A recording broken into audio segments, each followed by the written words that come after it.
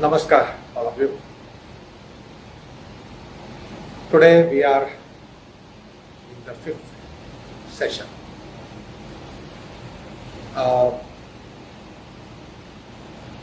Today I want to add something to yamas and niyamas, which we discussed last time.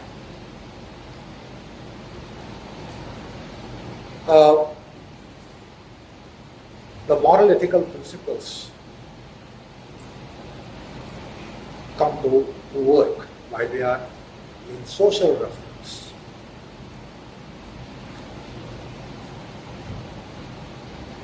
And therefore, as I said, yoga is not having any social reference. You are totally individualized, personalized, inwardly. And where is the field for practicing morality, ethicality, which is something on the plane of behavior? That's the face value of a person. When we refer to morality, ethicality, that is the face value of a person. We really don't need face value while we are in spiritual practices, adhyatmic practices, yogic practices.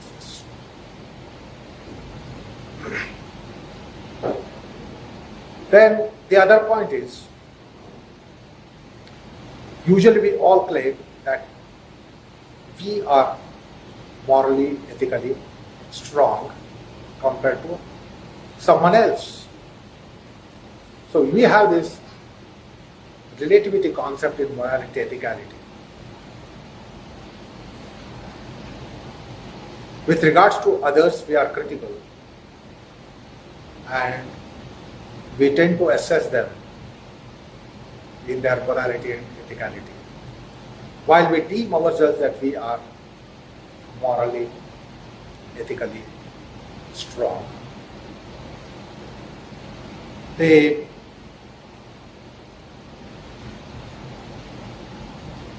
morality and ethicality, these aspects, one more thing to understand here, that if you are not committing himsa, that doesn't mean that you are in ahimsa.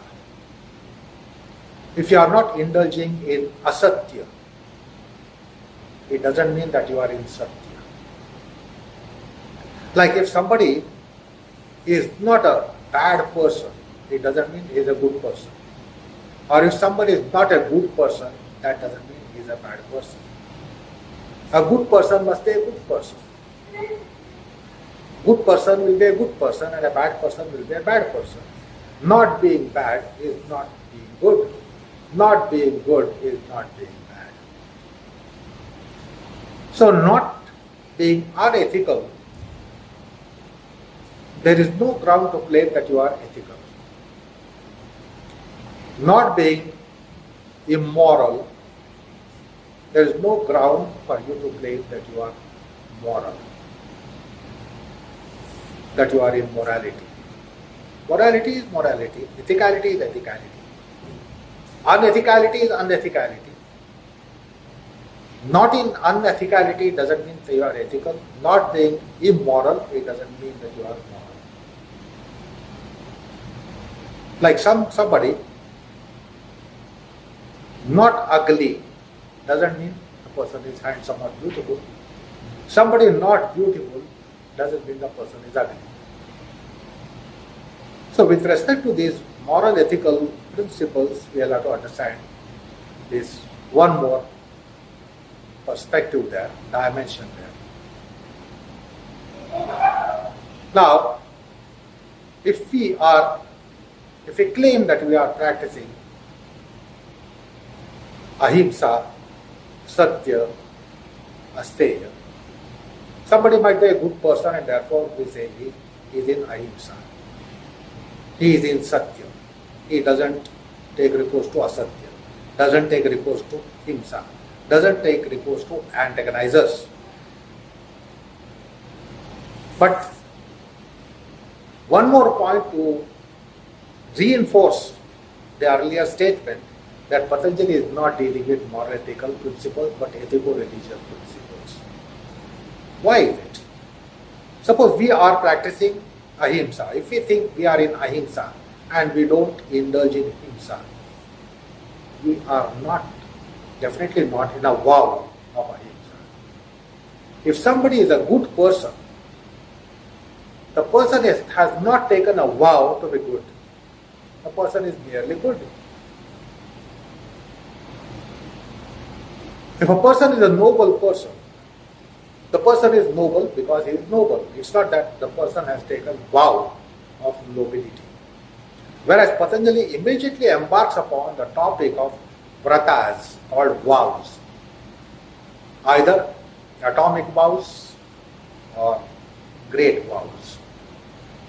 That is why there is dharma in his 5 principles or 10 principles, he appointed as niyamas. There is something like wow. It is not just practicing satya, practicing ahimsa, practicing brahmacharya, practicing asteya, practicing shaucha, practicing santosha, tapa, etc. It's not just practice. If you are practicing, that is not sufficient, and that is not what Patanjali is mentioning. He expects that to be a vrata. Vrata means vow. That is how it is rendered into English, which doesn't have proper connotation, filtering down to language of English. Vrata is a unique concept in the Sanatana Dharma. Vratas have a greater prowess and power. Vrata have a cultural ambience, cultural sublimity, whereby one is able to be in a vrata. Because vratas are dharmic practices. So, why it is acharniti dharma?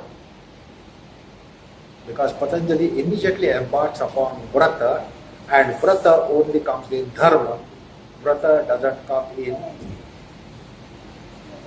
morality, ethicality. The moral people, ethical people are not necessarily in the vrata. They need to make it a vrata.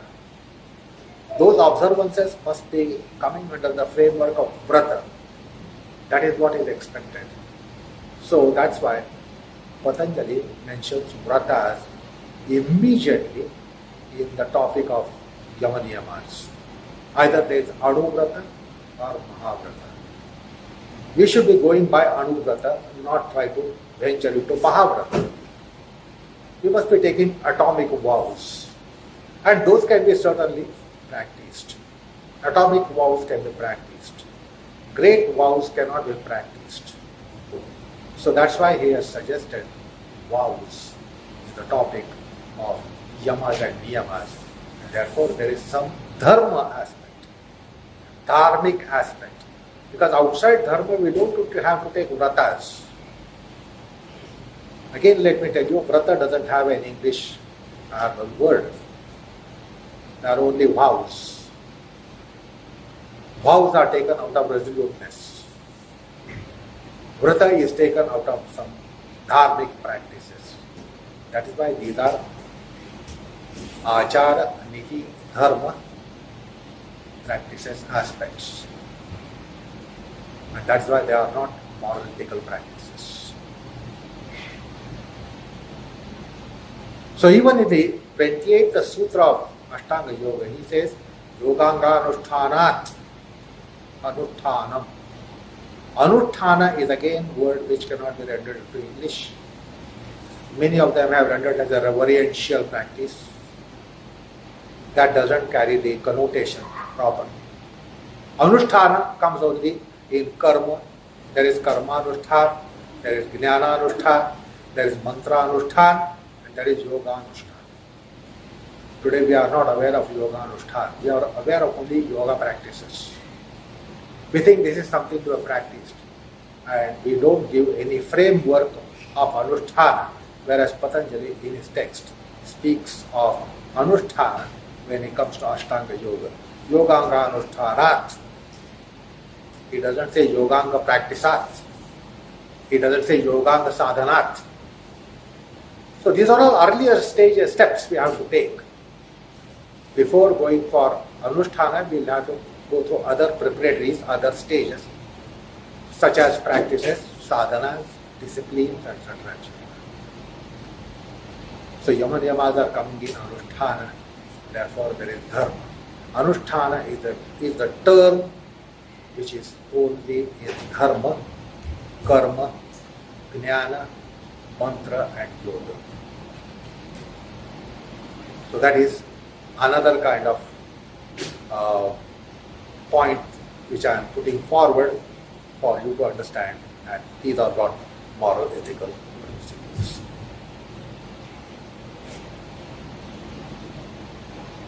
Now going to the next topic. Before going to the next topic, I was posed a question, and that's a very important question, vital question. I want to deal with it. Because today people are fascinated to be doing yoga and meditation. Meditation has become a fashion. So much so that even in the medicos are prescribing meditation for certain problems.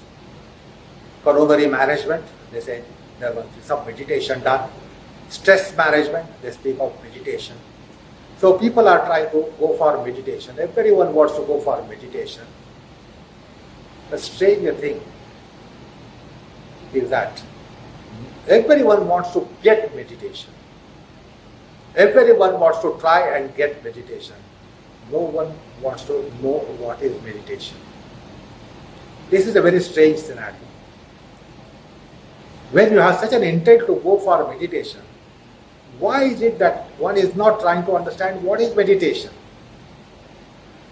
The question put to me was that Guruji often said that his yoga is dynamic meditation.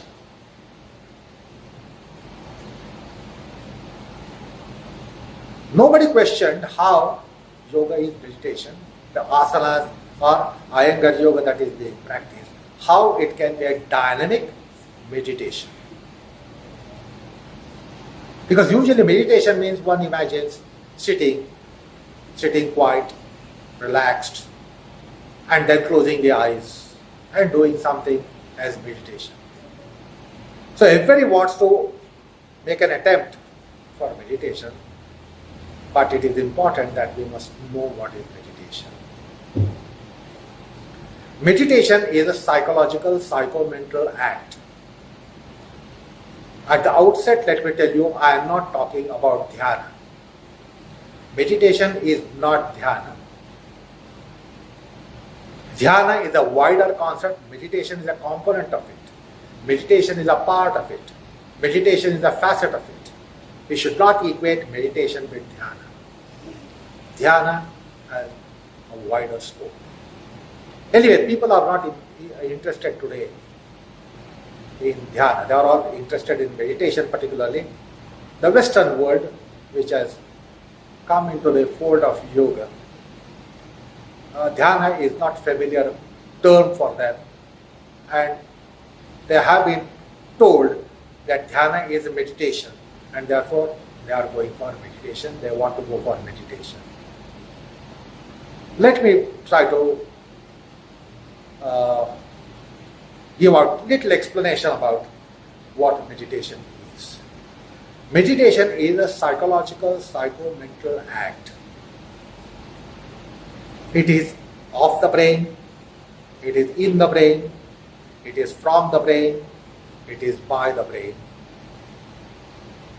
it is of the brain.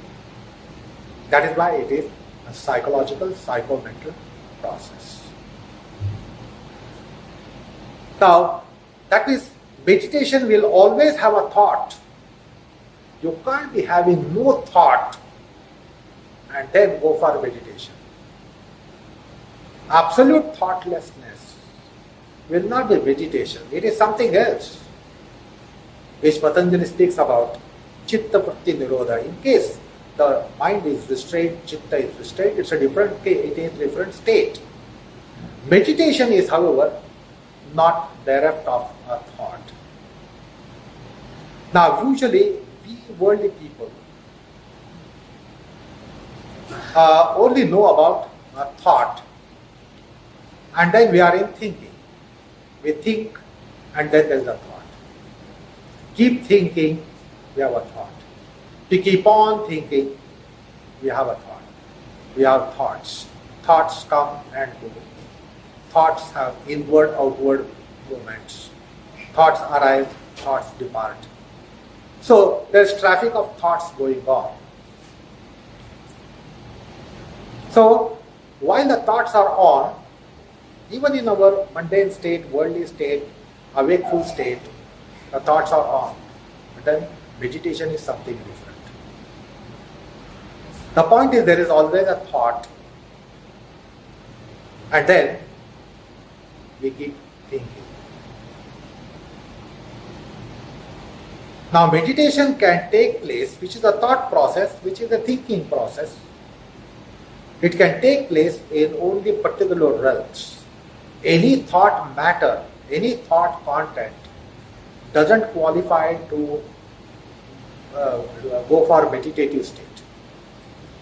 Every thought will not culminate in meditative state. There are only few thoughts, sublime thoughts, transcendent thoughts. We require suitable thought matter for going to meditative state. So meditativity depends upon the thought. How transcendent the thought is, how noble the thought is, how virtuous the thought is. Any thought cannot land in meditativity. So when there is a thought, there is invariably thinking. When there is a thinking, there is a thinker. So there is a triad which constitutes the process of our thought. It may be non-meditative thought or it could be meditative thought. There will be invariably a thinker, and there will be thinking, and there will be a thought. Now we worldly people are merely used to have thinking around a thought. We have a thought and we go on thinking, we go on thinking, we go on thinking. So there is always thinking about a thought. This will never land us in meditative state. What is meditation then? When there is this tripartite constitution that there is a thinker, there is thinking, and there is a thought. Understand these? The inflections of the word. It's one word having three inflections. Thinker, thinking, and a thought. Now we are only used to having a thinking process on a thought. We never have a thinking process on thinking. Now it is essential that there is a thinking process about very thinking. There is a thinking process about very thinker. So we'll have to find a thought, not only in a thought, but we'll have to find a thought in thinking. We'll have to find a thought in thinker. So just around a thought, if you go on hovering with thinking, it will not be meditativity. So we'll have to get used to a process. Today the meditation has been suggested, any Tom, Dick and Harry suggests, and we think we should embark upon meditation. Now listen carefully to what I say now. So there is a thinker, there is thinking, there is a thought. Don't just think about the thought. Don't just keep thinking about a thought, we must also investigate the very thought. What is this thought? Why is this thought needed? From where the thought has come? What is the subject matter of the thought? What is the realm of the thought? We must have some investigation about the thought. So thought must be thought about. There will be thought about the thought as to why this thought came, from where did it come, how did it come, what was the agency through which I got the thought, what is the purpose of the thought, should I keep thinking about this thought, is it worthwhile to be thinking on this thought. So the thought must be under scrutiny. This is implied in meditativity. Have a scrutiny of your thought. Is this thought of anything good to me? Should I continue to be having a thought in my mind, this thought in my mind, or should I do away with the thought? Is the thought harmful, or is the thought helpful, nourishing, helping me to get involved? So there should be a thought about thought. There should be a thought about a thought. There should be thinking about very thought. Rather than just thinking and having a thought in thinking, then let there be a thought. What is the thought content, thought container, thought resource, thought source, subject of thought, subject matter of thought, purpose of thought, worth of thought, value of thought. You will not like to be thinking on something that once you are convinced that it is worthless to have a thought about. You will not engage yourself in a thought when once you realize it is worthless to be thinking on it, or it is disturbing me, or it is agonizing me, annoying me. You will not continue to encourage the thought. So there should be scrutiny about the thought. So there should be thought about the thought, and not just thinking on the thought. Thought about the thought is a component of meditativity. Then thought about thinking. How am I thinking? Why am I thinking? What are the tools that I am using for thinking? Because behind your thinking, when you are having a thinking, there is perception, there is cognition, there is sensation, there are memories, there are other inputs, there are experiences. So they will all be constituting the thinking process. If they are not there, then the thinking process will not be constituted. So one needs to investigate about very thinking. How the thinking is taking place, what is the data supporting my thinking, what is underlying my thinking. As I just now said, there will be perceptions. You will have perceptions, you will have cognitions, you will have sensations, you will have memories, then you will have experiences. All these things constitute the thinking process. So we must have a thought on thinking. Now that's a component of meditativity. Why am I thinking? How am I thinking? How should I be thinking? How should I not be thinking? When should I be thinking? When should I not be thinking? Because a thought is a good thought, thinking is a good process, but sometimes the place is not right. Time is not right. So we'll have to have a scrutiny. Is it right time to have thinking on it? Is it right time to have thinking on a thought, particular thought? Is it right time, space, situation, scenario? Objectively, we'll have to look at this. Not just keep on thinking, keep on thinking, keep on thinking. Is it right time to think about it? think it might be worthwhile to be thinking about, but maybe the time, space, situation may not be right. So we have to objectify this. Is it the right time, space, situation, scenario for me to be thinking on this thought? So there must be a thought about thinking. Then should be a thought about thinker.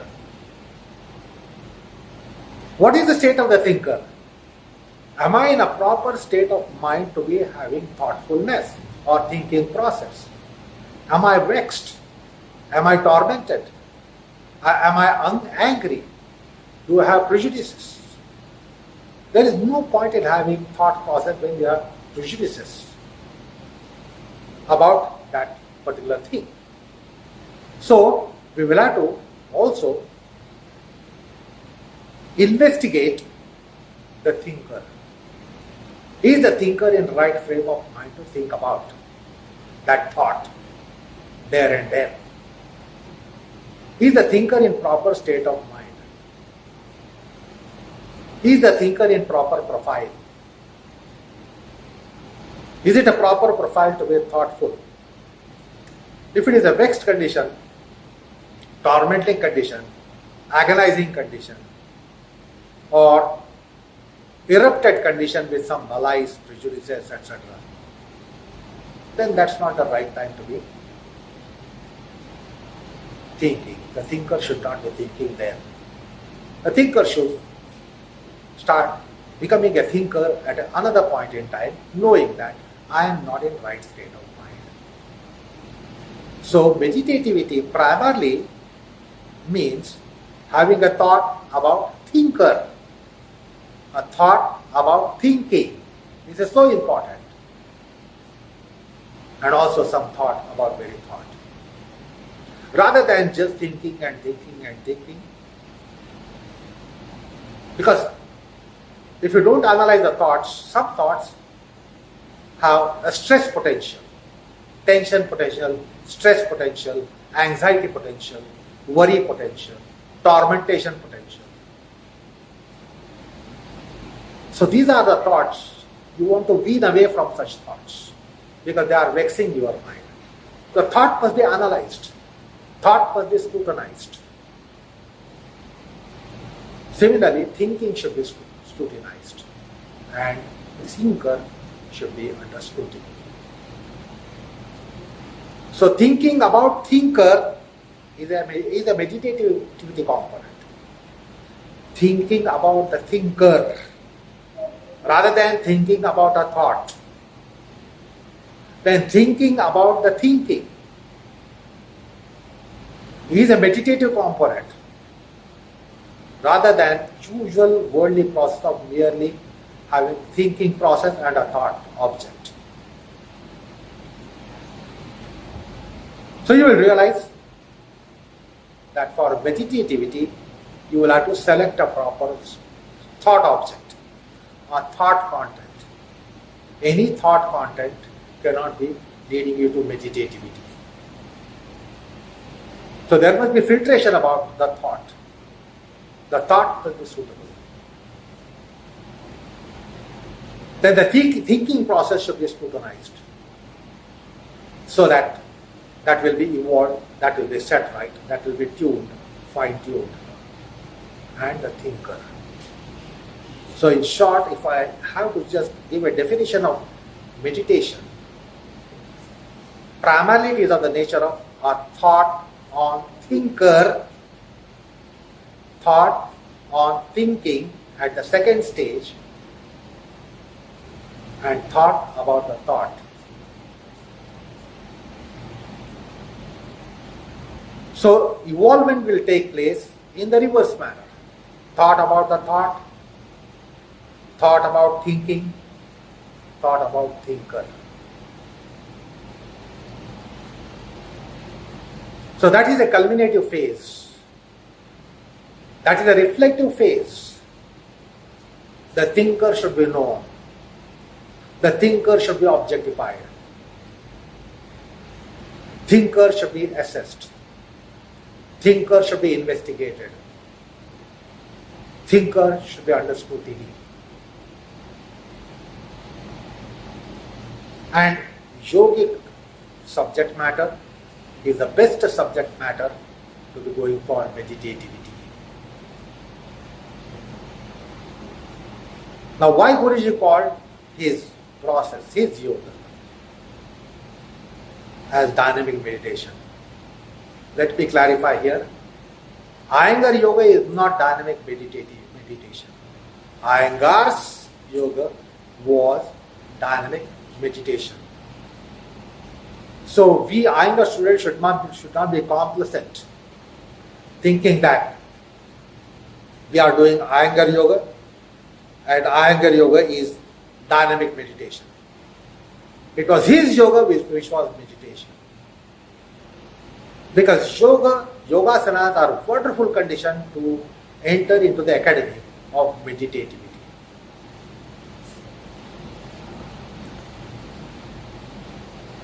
Where there is a body set addressal, there is a breath set addressal, there is a mind set addressal. The subjective entity is set right. Object, the asanas are set right. Instrumental entities are set right. So in an asanic rendition, classically, there is a subjective entity. There is an objective entity. There is an instrumental entity. Sometimes the subjective entity comes on the anvil. This was happening to Guruji in his practices. He was not just trying to perfect his Shirshasana. He was getting his subjective entity on the anvil, on the operation table, and carve, sculpt, culture the subjective entity. So he would objectify the subjective entity. That is called witnessivity, auto-witnessing, self-witnessivity. So in his yoga, he was having auto-witnessivity. And therefore he would set right his subjective entity. Whereas we have mistaken the process and we just go on correcting our Shirshasana. We go on correcting our Sarvangasana. We go on correcting our Trikonasana. But we don't try to get corrected ourselves in a subjective profile. Whereas that is the implication of an asana. So Guruji would be doing that. That any asana there will be a thought process. Now this is an adhyatmic thought process. Usually for us, a thought object or thinking process, there is some external element coming in.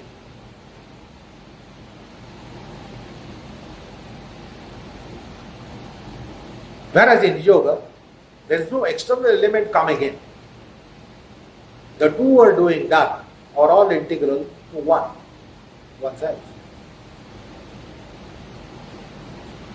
So there is something called as karma kriya, something called as jnana kriya, something called as dhyana kriya in yoga sanas.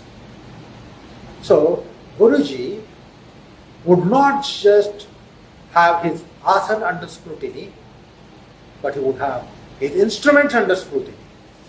What is the point in doing a perfect Shirshasana for sight? By hook or crook. So instrumentation should be proper. So that should be under scrutiny. How am I doing? How the instruments are being used? Are they justifiably used? Are they properly used? We just want to do an asana perfectly. We don't bother about the instruments of it.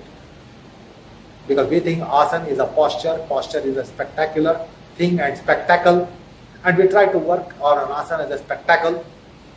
We don't bother about what we do inside. We don't bother about the processes. We want to just perfect an asana. Guruji would have thought process on instruments.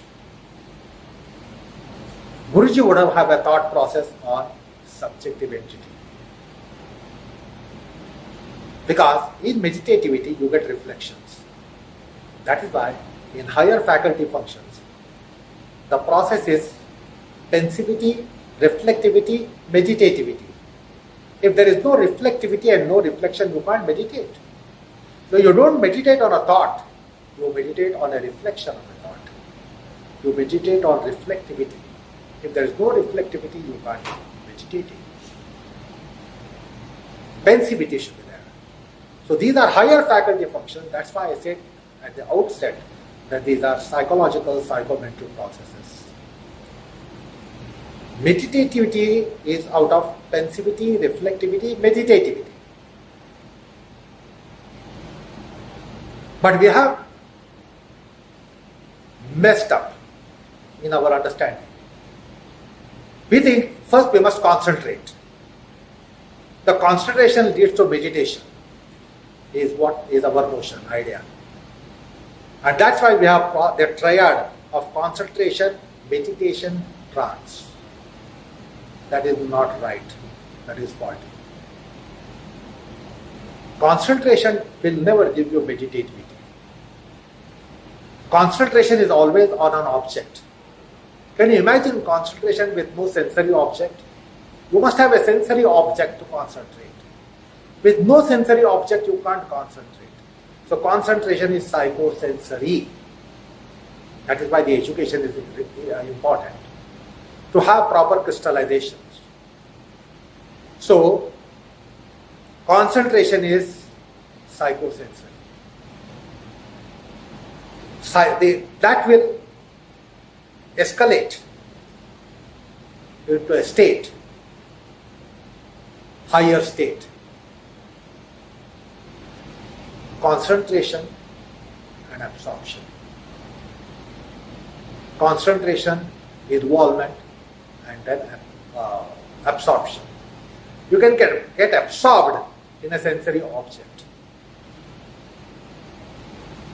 So, we have wrongly brought in meditation as a link because of mistaken translation of dharana, dhyan, samadhi as concentration, meditation, trance. Dharana is not concentration. Dhyana is not, in that sense, meditation. Samadhi, in that sense, is not trance.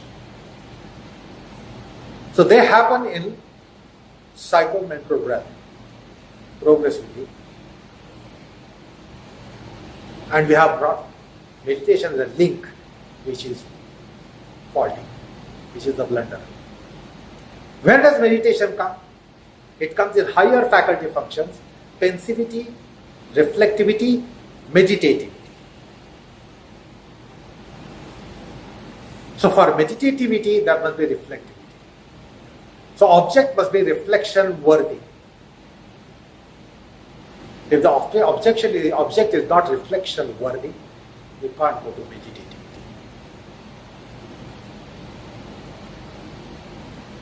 And this pensivity, reflectivity, and meditativity are churned out by the process of thought process, which I just now told you. Thought, thinking, thinker. Identify them, classify them, recognize them. Then, what is the churning here? The thought about the thought. Thought about the thought. Thought about thinking. Thought about thinker. Then again thought about the thought about thinker, thought about thinking. Again thought about the thought about thinking, thought about thinker. So this circular process, rotary process, does the churning. And the reflectivity is evolved, meditativity is evolved out of this journey. Only point to be noted here from the educative perspective dimension that meditativity doesn't come from concentration. You don't need concentration to be meditative. You need a good, noble object, suitable object for thought to be moving around it.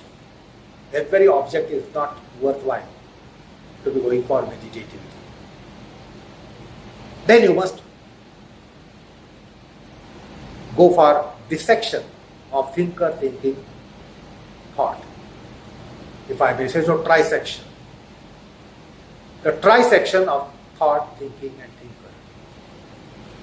Identify each one of them. Objectify each one of them. Analyze each one of them. Investigate each one of them. Scrutinize each one of them. And then cyclically go on doing it, it will land up in meditation.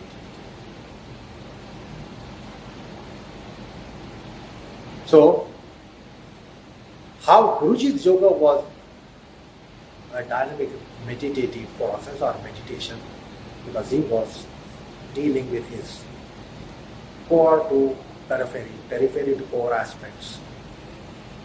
All aspects of me and mine coming as objective entities, instrumental entities and subjective entities. And that is why there was thought about thinking and there was thought about thinker. That is why it was a meditative process.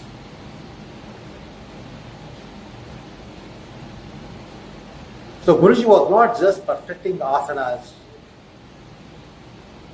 but he was trying to carve, sculpt, also address, set right the instrumental entities and subjective entities.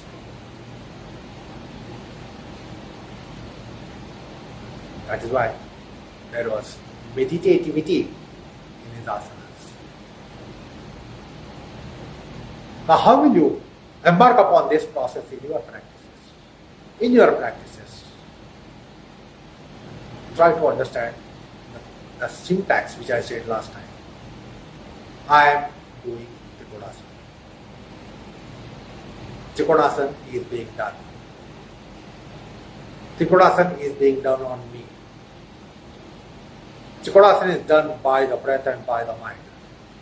Trikonasana is done for the breath and for the mind.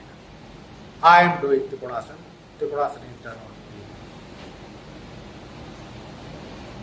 So this classical process will bring on horizon the meditativity in your process.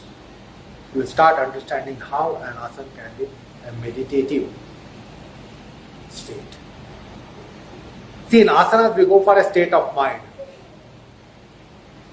And a state of mind is always a thought pattern. You can't have a good state of mind with no thought pattern, scheme of thoughts, arrangement of thought, content of thought. There must be there behind the state of your mind. So in natural, organic, yogic processes, a state of mind has always a thought pattern underlying it. And there is a thought structure raised over it.